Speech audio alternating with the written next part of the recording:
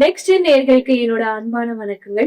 இன்னைக்கு நம்ம கூட சயின்டிபிக் வேதிக் ஆஸ்ட்ராலஜர் ஆஸ்ட்ரோ அருண்ஜி அவர்கள் தான் இணைஞ்சிருக்காங்க. வணக்கம் சார். வணக்கம். எப்படி சார் இருக்கீங்க? நல்லா இருக்கேங்க. சரி, நான் பொதுவாவே ஆஸ்ட்ராலஜி பேசும்போது எல்லாரும் ஆஸ்ட்ராலஜர்னு சொல்லிதான் பழக்கம். இன்னைக்கு சயின்டிபிக் வேதிக் ஆஸ்ட்ராலஜர்னு சொல்றேன். இதுக்கு என்ன சார் வித்தியாசம்? கண்டிப்பாங்க. இப்ப பாத்தீங்கன்னா இந்திய வேத ஜோதிடம் என்று சொல்லப்படுகிற அந்த அற்புதமான ஒரு சாஸ்திரம் பாத்தீங்கன்னா மிகவும் ஒரு அறிவியல் சார்ந்த ஒரு சாஸ்திரம் தான். அதாவது வானவெளியிலிருந்து தான் நமக்கு ஜோதிடமே வந்தது. ஆனா காலப்போக்கில் பார்த்தீங்கன்னா நிறைய பரிகாரங்கள், அருள்வாக்கு சொல்ற மாதிரி சில விஷயங்கள் அதெல்லாம் கொஞ்சம் ஆட் ஆயிருச்சு. இப்போ எப்படி உரைநடை டெக்ஸ்ட் புக்லேருந்து கோனார் நோட்ஸ் எடுக்கிறப்போ சில மசாலா ஆட் ஆயிருது பார்த்தீங்களா?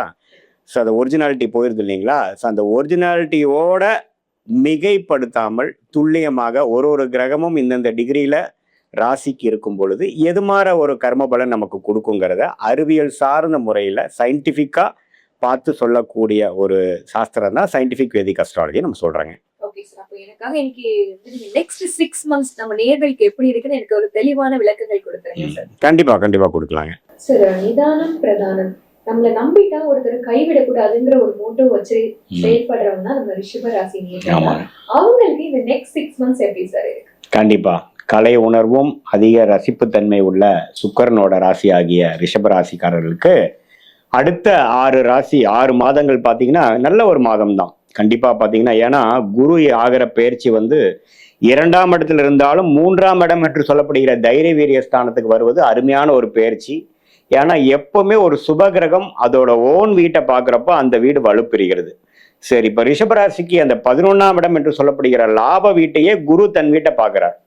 ஸோ அப்படிங்கிறப்ப என்னன்னா கடந்த 2 வருஷமா அவங்க போட்ட எஃபோர்ட்ஸுக்கெல்லாம் பார்த்தீங்கன்னா கொஞ்சம் பெனிஃபிட்ஸ் வர மாதிரியும் லாபம் எடுக்கிற மாதிரியும் அறுவடை செய்யக்கூடிய அந்த ரிட்டர்ன்ஸு, அந்த ப்ரொமோஷனு, அந்த பேக்கேஜ் ரிவிஷன் அப்படிங்கிற மாதிரி ஏதோ 2 வருஷத்துக்கு நம்ம உழைச்சதுக்கு ஏதோ ஒன்று கொடுத்தாங்கடா சாமிங்கிற மாதிரி ஒரு ரிசல்ட் கிடைக்கக்கூடிய ஒரு அற்புதமான ஒரு காலகட்டமாக தான் இந்த 6 மாதம் வருதுங்க.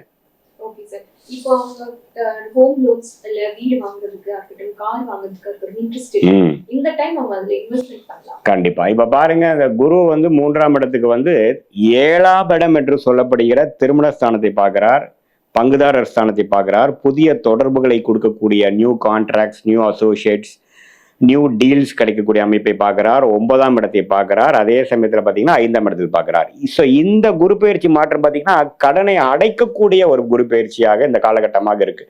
ஏன்னா நம்ம இது வரைக்கும் கடந்த 2 வருஷமா வந்து இஎம்ஐ கட்டிட்டு போராடிட்டு இருக்கிறப்போ இந்த டைம்ல ஏதோ ஒன்று லம்பா நமக்கு வர வேண்டிய பணம் வந்துருச்சு.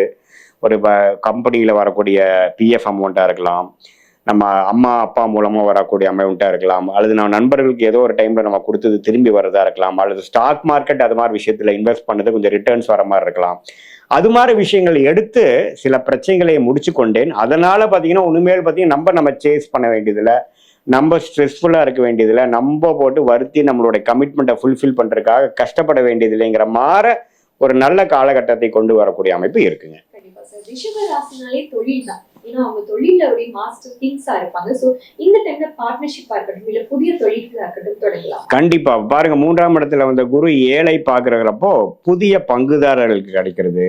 அவங்களுடைய நண்பர்கள், காலேஜில் படித்தவங்க அல்லது பழைய கொலீக்ஸ் எல்லாம் பார்த்தீங்கன்னா இப்போ ஏதோ ஒரு நெட்வொர்க்கிங்கில் சடனாக நான் உட்காந்து பேசி நாம் ஏன் இந்த ஐடியா பண்ணக்கூடாது, ஒரு ஆன்லைன் பிஸ்னஸாக இருக்கலாம், ஒரு புதிய நியூ ஜென்ரேஷன் பிஸ்னஸாக இருக்கலாம் அப்படிங்கிற மாதிரி ஏதோ ஒரு மேஜிக் மாதிரி ஒரு மாதம் 2 மாதத்தில் நடந்துருச்சு சார். நாங்கள் சும்மா இதே விஷயமா நிறைய தடவை நாங்கள் மீட் பண்ணியிருக்கோம், ஆனால் இந்த டாபிக் நாங்கள் பேசுனதே இல்லை, திடீர்னு இப்போ கிளிக் ஆயிடுச்சு, இப்போ நாங்கள் ஸ்டார்ட் பண்ணிட்டோம் அப்படிங்கிற மாதிரி அமைப்பு இருக்குது. ஏன்னா 7ஆம் இடத்தை உச்ச குரு பார்க்குறார்.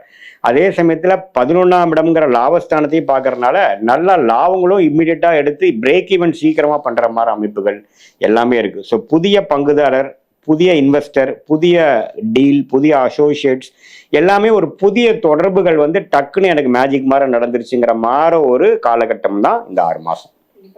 நிறைய ஸ்டூடெண்ட்ஸ் இதை பார்த்துட்டு இருப்பாங்க. ஸோ அவங்க எந்த மாதிரி ப்ரொஃபஷன் எடுக்கலாம் இல்ல எந்த மாதிரி கோர்ஸ் எடுக்கலாம்ங்கிற டவுட்ஸ் நிறைய இருக்கும். ஸோ அவங்களுக்கு என்ன சார்? கண்டிப்பா. இப்போ பாருங்க, அந்த 3ஆம் இடத்துல குரு வந்து 10ஆம் இடத்துல ராகு இருக்கார், 4ஆம் இடத்துல கேது இருக்கார்.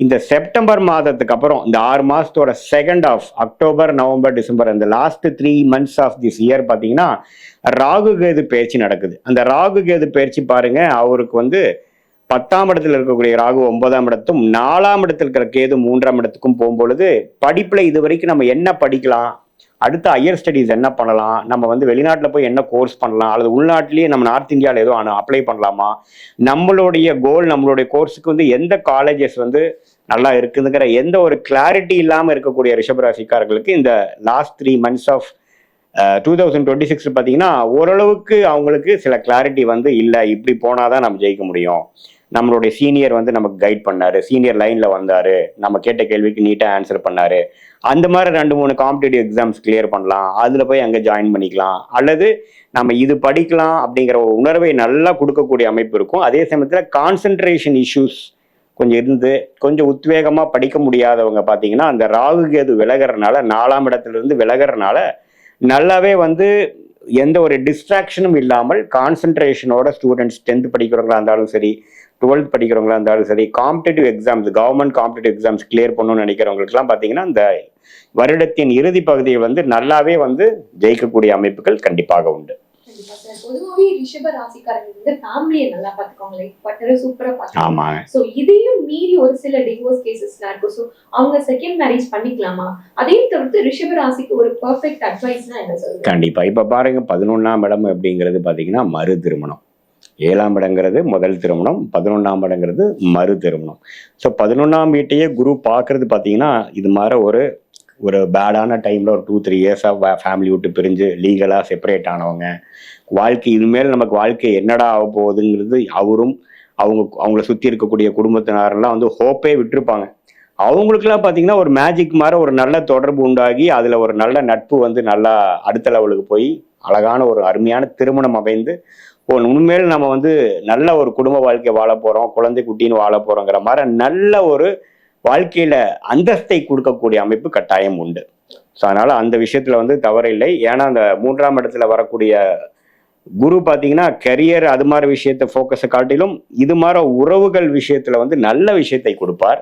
அதே மாதிரி எதுல கவனமா இருக்கணும் அப்படின்னா, இப்போ வந்து ஃபுல் அண்ட் ஃபுல் ஃபேமிலி இதுன்னு போயிட்டு சில பேர் பார்த்தீங்கன்னா வேலையில்லா தொழில வந்து கொஞ்சம் அஜாக்கிரதையா இருக்கக்கூடிய அமைப்புகள் இருக்கு. ஏன்னா இப்போ புதுசாக நிறைய மேஜிக் மாதிரி தொடர்புகள் ஃபார்ம் ஆயிடுச்சு, ரிலேஷன்ஷிப்ஸ் வந்து கொஞ்சம் பெட்டராக இருக்கு. ஸோ அப்படிங்கிறப்ப என்ன பண்ணுவாங்க, they may go for a long honeymoon.